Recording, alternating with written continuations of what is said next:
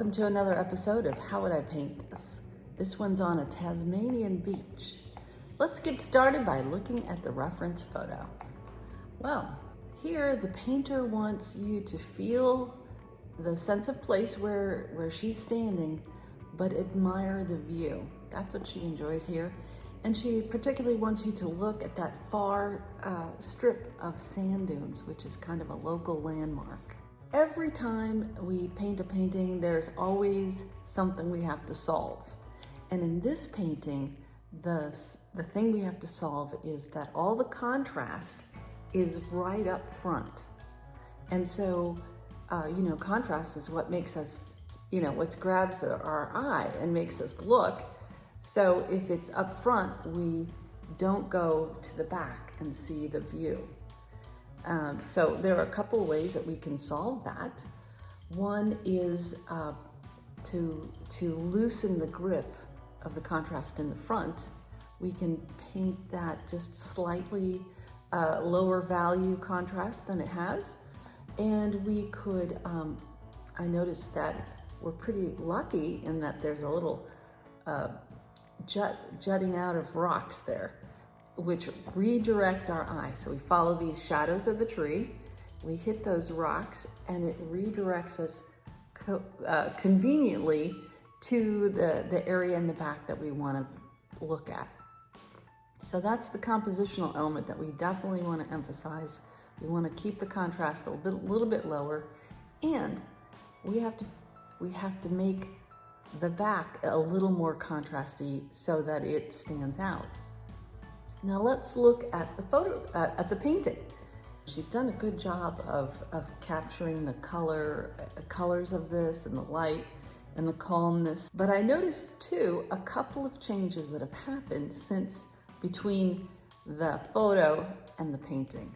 One is there's a mountain range behind the sand spit, and the high mountain in the photo is over to the right.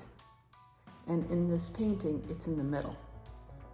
That's doing two things. One is we try to avoid things that divide the painting in equal halves, because that's a static division and it doesn't have as much energy and movement. It's not as pleasing. So I would want to keep the mountain over to the right where the focal point is. And the other thing that I would like it to do is balance the weight of the rocks on the left with having the mountain over on the right, which it is in the photo. The other thing that changed was there's like a fringe of the tree branches above our head, and they hang down in the photo, making a point that points to the focal points. That's useful and something that we want to keep in the final painting. Looking back at the painting, the point is actually in the middle of the painting again, pointing at the mountain. So it's actually working against us a little bit. I mean, it's very subtle, but you'll see the difference. So when I worked on the painting, I softened the contrast a little bit. Let me see here. I softened the contrast of the shadows so they're not as dark as they were. And I really emphasized that sweeping redirect of the rocks.